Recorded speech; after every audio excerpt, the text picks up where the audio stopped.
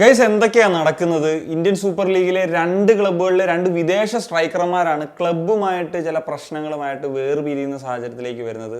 ഇപ്പോൾ super cup വന്ന് നിൽക്കുന്നൊരു സാഹചര്യത്തിലാണ് അതിന് തൊട്ട് മുമ്പ് താരങ്ങൾ പോകുന്നത് എന്നുള്ളതാണ്. ആദ്യത്തെ താരം ക്ലൈറ്റൺ സിൽവയാണ്. ഇന്ന് മാത്രമാണ് ഈ ഒരു വാർത്ത ഈസ്റ്റ് ബംഗാൾ ഒഫീഷ്യലി പുറത്തേക്ക് വിടുന്നത്.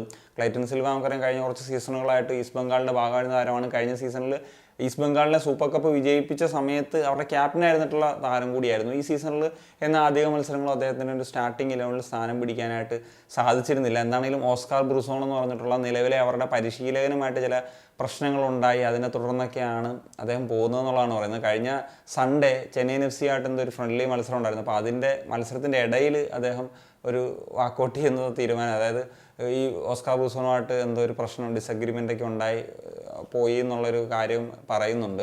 മാത്രമല്ല ക്ലബ്ബ് ഒഫീഷ്യൽസുമായിട്ടും ചില പ്രശ്നങ്ങളുണ്ടായിരുന്നു, ഈവൻ ഫാൻസുമായിട്ട് ചില പ്രശ്നങ്ങളുണ്ട്. ഇങ്ങനെയൊക്കെയുള്ള പല കാര്യങ്ങളും പറയുന്നുണ്ട്. എന്താണെങ്കിലും ക്ലൈറ്റൺ സിൽവ ഈ സീസണിൽ ഒരു മോശം പ്രകടനം തന്നെയായിരുന്നു നടത്തിയെന്നുള്ളതാണ്. കാരണം 18 മത്സരങ്ങളിൽ അദ്ദേഹത്തിന് ഒരു ഗോൾ പോലും സ്കോർ ചെയ്യാനായിട്ട് സാധിച്ചിട്ടുണ്ടായിരുന്നില്ല.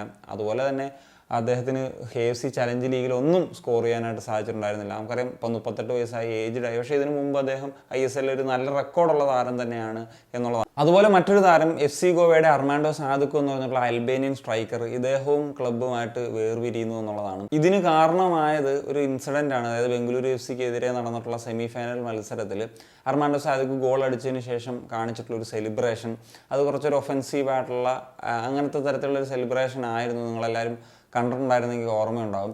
സോ അന്ന് എനിക്കത് കാണിച്ചപ്പോൾ തോന്നി ഇത് കോച്ചിനെതിരെ, അതായത് സ്വന്തം കോച്ചായിട്ടുള്ള മനോലയ്ക്കെതിരെയാണോ എന്നുള്ളതാണ്. പിന്നീട് അങ്ങനെയല്ല എന്നൊക്കെ ഉള്ളതൊക്കെ പറഞ്ഞിരുന്നു. എന്താണെങ്കിലും ഇങ്ങനെയൊരു വേർപിരിയൽ വരുന്ന സമയത്ത് അത് തന്നെയാണോ സൂചിപ്പിക്കുന്നത്? കാരണം അർമാൻഡോ സാദുക്കോ ഒരു സ്റ്റേജ് എത്തിക്കഴിഞ്ഞപ്പോഴത്തേക്കും സ്ഥിരം ഒരു ബെഞ്ച് പ്ലെയറായിട്ട് മാറിയിരുന്നു.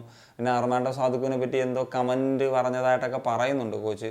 അപ്പം ഇതൊക്കെ കാരണമാണോ അദ്ദേഹം ഗോളടിച്ച സമയത്ത് ആ തരത്തിലുള്ളൊരു സെലിബ്രേഷൻ കാട്ടിയത്? എന്താണെങ്കിലും ആ ഒരു ഫാക്ടറും കൂടി ഉൾക്കൊണ്ടിട്ട് ഇപ്പോൾ ക്ലബ്ബും താരവുമായിട്ട് വേർപിരിയുന്നു എന്നുള്ളതാണ്. ഈ സീസണിൽ ഇങ്ങനെ ഇരുന്നാൽ കൂടി 10 ഗോളും 2 അസിസ്റ്റും അദ്ദേഹത്തിന് കോൺട്രിബ്യൂട്ട് ചെയ്യാൻ സാധിച്ചു. ലാസ്റ്റ് സീസണിൽ മോഹൻ ബഗാനിൽ കളിച്ചിട്ടുള്ള താരമാണ്. മോഹൻ ബഗാനിൽ 8 ഗോളും 2 അസിസ്റ്റും അദ്ദേഹത്തിന്, 1 അസിസ്റ്റും അദ്ദേഹത്തിന് കോൺട്രിബ്യൂട്ട് ചെയ്യാനായിട്ടും സാധിച്ചിരുന്നു എന്നുള്ളതാണ്.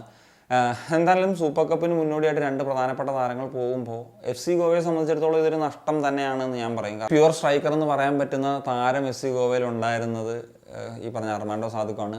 ഇക്കാഗോ റെക്സനാണെങ്കിൽ കുറച്ചും കൂടി ഒരു മിഡ്ഫീൽഡർ ടൈപ്പ് പ്ലെയറാണ്, അതായത് സ്ട്രൈക്കർ റോളിൽ കളിപ്പിക്കുന്നതാണ്. അപ്പം ഈ 2 പ്ലെയേഴ്സ് ഉണ്ടായിരുന്നെങ്കിൽ അതൊരു ആനുകൂല്യം തന്നെയായിരുന്നു. എന്നാൽ ക്ലൈറ്റൺ പോയത് ഈസ്റ്റ് ബംഗാളിന് അത്ര വലിയൊരു പ്രശ്നമാകുമെന്ന് ഞാൻ വിശ്വസിക്കുന്നില്ല. കാരണം അവർക്ക് ഓൾറെഡി ആ പൊസിഷനിൽ ഇഷ്ടം പോലെ പ്ലെയേഴ്സ് ഉണ്ട്.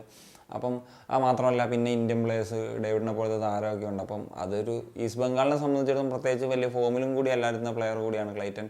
അപ്പം അതൊരു പ്രശ്നമായിട്ട് മാറില്ല എന്നുള്ളതാണ്. So that's it guys. അപ്പോൾ എന്താണ് നിങ്ങൾക്ക് ഈ ഒരു വിഷയത്തെ പറ്റിയുള്ള ഒപ്പീനിയൻ തീർച്ചയായിട്ടും സനി